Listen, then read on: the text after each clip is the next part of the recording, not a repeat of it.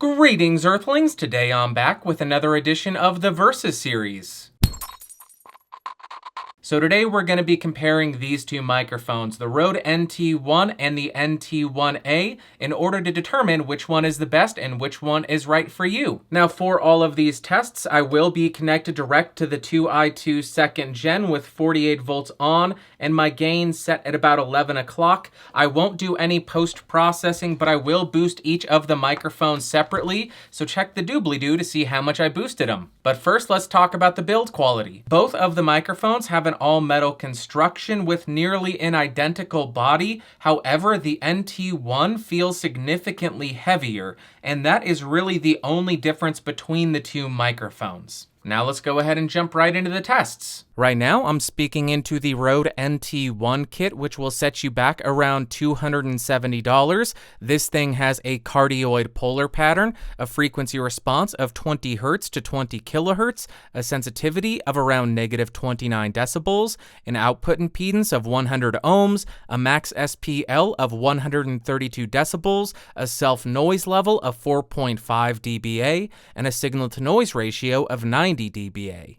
And now I'm speaking into the Rode NT1a, which will set you back around $230. This also has a cardioid polar pattern, a frequency response of 20 Hz to 20 kHz, sensitivity of around -32 decibels, an impedance of 100 ohms, a max SPL of 137 decibels, a self-noise of 5 dBA, and a signal-to-noise ratio of 88 dBA. Now I'm spinning around the NT1 to 90 degrees to show you what it sounds like from the side. We will continue rotating around to the rear of the microphone, 180 degrees. Continuing rotating the microphone to the second 90-degree angle, show you what it sounds like here. And we will continue rotating and edit the front of the microphone. Spinning around the NT1 to the 90-degree angle to show you the off-axis rejection and coloration. We will continue rotating around the microphone to 180 degrees, show you what it sounds like from the rear. Continuing around the microphone to the second 90-degree angle, this is what it sounds like, and continuing to rotate and ending at the front of the microphone. Now I'm right on top of the Rode NT1 to show you the proximity effect on this thing. And now I'm right on top of the NT1 to show you the proximity effect on this microphone. 2 feet away from the NT1, about 2 feet away from the Rode NT1a. Typing on a keyboard with Cherry MX Blues to see how much my voice versus how much of the keyboard the Rode NT1 picks up. Now I'm doing the exact same test for the Rode NT1a.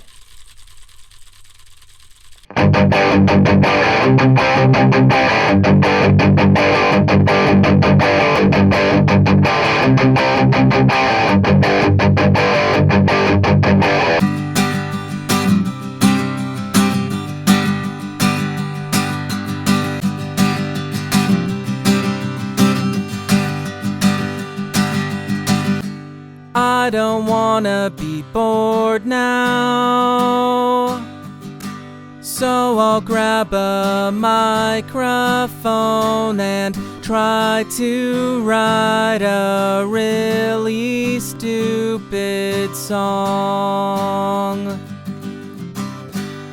Success. And the winner of this Versus series is just barely the Rode NT1. I'll start this by pointing out a couple of specifications on the NT1 that I think make it the winner. The NT1 wins in terms of sensitivity with a few extra decibels, coming in at -29 dB as opposed to -32 decibels of the NT1a.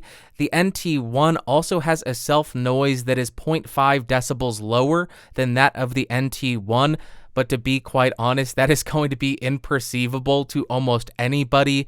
And lastly, I do want to point out that the NT1a does have a better max SPL at 137 decibels as opposed to 132 decibels of the NT1. So if you're going to be recording anything that is insanely loud, over 132 decibels, the NT1a may be the microphone that you have to go with. And then when we look at the frequency response graphs of both of these microphones, it becomes pretty apparent that the NT1a is a bit more colored. As you can see, the NT1a is slightly more recessed below 100 Hz, but it also has a boost focused around 150 Hz. So this is going to limit a little bit of rumble or plosives below 100 Hz, but it also will beefing it up a little bit in the low end by boosting it 150. Then when you look at the presence region, you do see a similar trend where there is a gradual boost, but the NT1a has some additional boosts and peaks around 3.5 kHz and 5 kHz, and the NT1a doesn't start to roll off in the air frequencies immediately. It has quite a drastic peak in the air frequencies to give you a little bit more of an open sound. And now we get to the more subjective portion of this review. And on the electric guitar, I actually preferred the NT1a, and that's because the added treble and air make the guitar sound a little bit more exciting, in your face, and ultimately a little bit more modern. The NT1, on the other hand, just gives you a little bit flatter, more neutral sound, and a little bit more of a vintage sound. On the acoustic guitar, again, I did prefer the NT1a because to my ears, it just sounded a little bit more finished.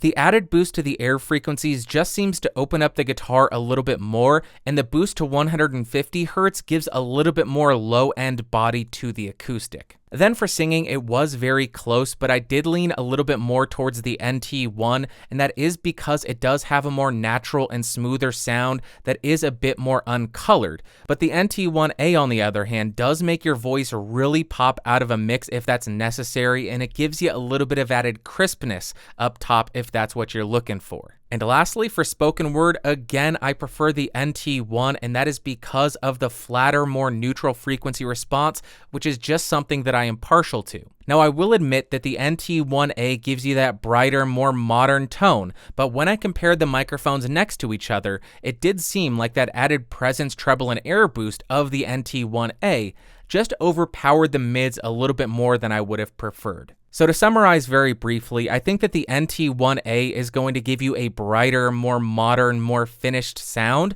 while the NT1, on the other hand, is going to give you a more natural, flatter, smoother sound that is ultimately more malleable and lets you do a little bit more with it in post. Alright, well that is going to do it for today. That was slightly more difficult than I was anticipating, so I would love to pass the question off to you. Which camp are you in? Are you NT1 or NT1a? Let me know in the comments down below. If you do want more videos, you can subscribe to me by clicking that logo beneath me and clicking that bell button. If you want to hang out in the Discord server, I'll throw a link in the description, and I will see you all next time. Thank you so much for watching. Thanks for listening. Bye.